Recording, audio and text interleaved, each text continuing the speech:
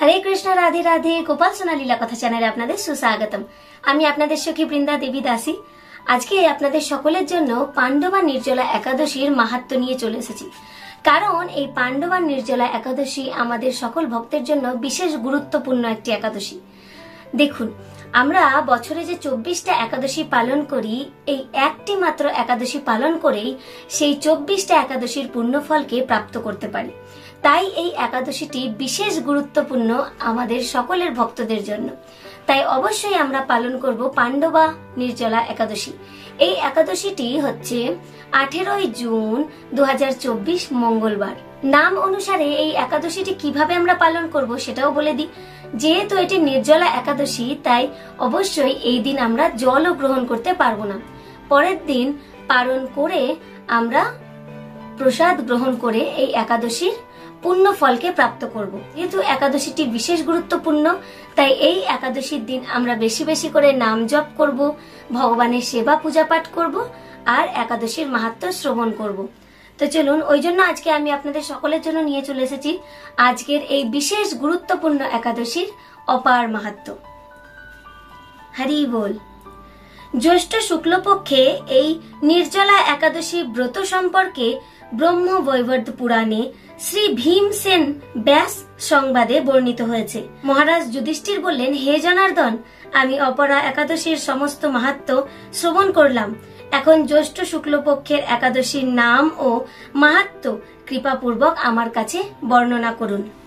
শ্রীকৃষ্ণ বললেন, এই একাদশীর কথা মহর্ষি ব্যাসদেব বর্ণনা করবেন, কেননা তিনি সর্বশাস্ত্রের অর্থ ও তত্ত্ব পূর্ণরূপে জানেন।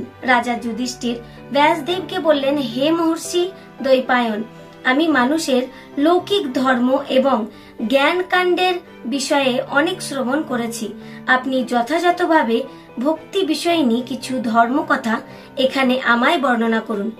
শ্রী ব্যাসদেব বললেন, হে মহারাজ, তুমি যেসব ধর্ম কথা শুনেছ, এই কলিযুগের মানুষের পক্ষে সেই সমস্ত পালন করা অত্যন্ত কঠিন, যা সুখে সামান্য খরচে অল্প কষ্টে সম্পাদন করা যায়, অথচ মহা ফল প্রদান করে এবং সমস্ত শাস্ত্রের সার স্বরূপ এই ধর্মেই কলিযুগে মানুষের পক্ষে করা শ্রেয়।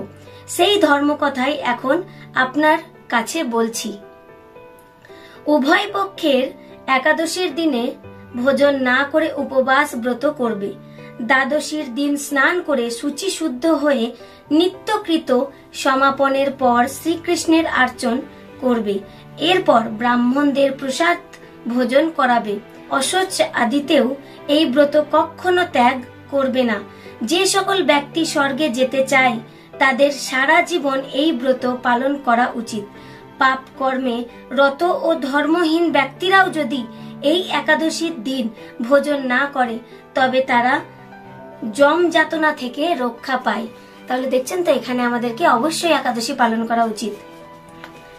শ্রী ব্যাসদেবের এসব কথা শুনে গদাধর ভীমসেন অস্বস্থ পাতার মতো কাঁপতে কাঁপতে বলতে লাগলেন, হে মহাবুদ্ধি পিতামহ, মাতা কুন্তী, দ্রৌপদী, ভ্রাতা যুধিষ্ঠির, অর্জুন, নকুল ও সহদেব এরা কেউই একাদশীর দিন ভোজন করে না।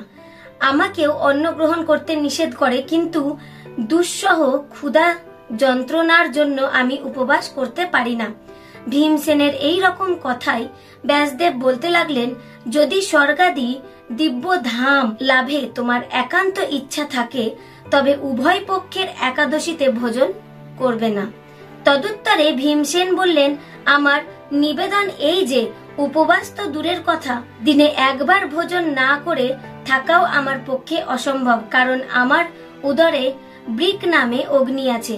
ভোজন না করলে কিছুতেই সে শান্ত হয় না। তাই প্রতিটি একাদশী পালনে আমি একেবারেই অপারগ। হে মহর্ষি, বছরে একটি মাত্র একাদশী পালন করে যাতে আমি দিব্য ধাম লাভ করতে পারি, এই রকম কোন একাদশীর কথা আমাকে নিশ্চিত করে বলুন। তখন ব্যাসদেব বললেন, জ্যৈষ্ঠ মাসের শুক্লপক্ষের একাদশী তিথিতে জল পান পর্যন্ত না করে সম্পূর্ণ উপবাস থাকবে, তবে আচমনে দোষ হবে না। ওই দিন অন্নাদি গ্রহণ করলে ব্রত ভঙ্গ হয়। একাদশীর দিন সূর্যোদয় থেকে দ্বাদশীর দিন সূর্যাস্ত পর্যন্ত জল পান বর্জন করলে অনায়াসে 12টি একাদশীর ফল লাভ হয়। বছরে অন্যান্য একাদশী পালনে অজান্তে যদি কখনো ব্রত ভঙ্গ হয়ে যায়, তাহলে ওই একটি মাত্র একাদশী পালনে সেই সব দোষ দূর হয়। দ্বাদশীর দিন ব্রহ্ম মুহূর্তে স্নানাদি কার্য সমাপ্ত করে শ্রী হরির পূজা করবে। সদাচারী ব্রাহ্মণদের বস্ত্রাদি দান সহ ভোজন করিয়ে আত্মীয় স্বজন সঙ্গে নিয়ে ভোজন করবে। এইরূপ একাদশী ব্রত পালনে যে প্রকার পুণ্য সঞ্চিত হয়, এখন তা শ্রবণ করো। সারা বছরের সমস্ত একাদশীর ফলই এই একটি মাত্র ব্রত উপবাসে লাভ করা যায়। শঙ্খ, চক্র, গদা, পদ্মধারী ভগবান শ্রীকৃষ্ণ আমাকে বলেছেন, বৈদিক ও লৌকিক সমস্ত ধর্ম পরিত্যাগ করে যারা একমাত্র আমার শরণাপন্ন হয়ে এই নির্জলা একাদশীর ব্রত পালন করে, তারা সর্বপাপ থেকে মুক্ত হয়। বিশেষত কলিযুগে ধন সম্পদ দানের মাধ্যমে সদ্গতি বা স্মার্ত সংস্কারের মাধ্যমেও যথার্থ কল্যাণ লাভ হয় না। কলিযুগে দ্রব্য শুদ্ধি নেই, কলিতে শাস্ত্রোক্ত সংস্কার বিশুদ্ধ হয় না, তাই বৈদিক ধর্ম কখনোই সুসম্পন্ন হতে পারে না। হে ভীমসেন, তোমাকে বহু কথা বলার আর প্রয়োজন কি? তুমি উভয় পক্ষের একাদশীতে ভোজন করবে না। যদি তাতে অসমর্থ হও, তবে জ্যৈষ্ঠ মাসের শুক্লপক্ষের একাদশীতে অবশ্যই নির্জলা উপবাস করবে। এই একাদশীর ব্রত ধন ধান্য ও পুণ্যদায়িনী। যমদূতগণ এই ব্রত পালনকারীকে মৃত্যুর পরেও স্পর্শ করতে পারে না। পক্ষান্তরে বিষ্ণু দূতগণ তাকে বিষ্ণু লোকে নিয়ে যান। শ্রী ভীমসেন ওই দিন থেকে নির্জলা একাদশী পালন করতে থাকায় এই একাদশী পাণ্ডবা নির্জলা বা ভীমসেন একাদশী নামে প্রসিদ্ধ হয়েছে। এই নির্জলা একাদশীতে পবিত্র তীর্থে স্নান, দান, জপ, কীর্তন ইত্যাদি যা কিছু মানুষ করে তা অক্ষয় হয়ে যায়।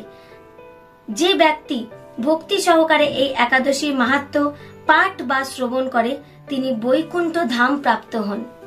তাই অবশ্যই আমরা এই একাদশীর পালন করব। আমরা সকলে এই একাদশীর মাহাত্ম্য শ্রবণ করলাম। আপনারা সকলে একাদশী সুন্দরভাবে পালন করুন এবং বেশি বেশি করে নাম জপ করুন।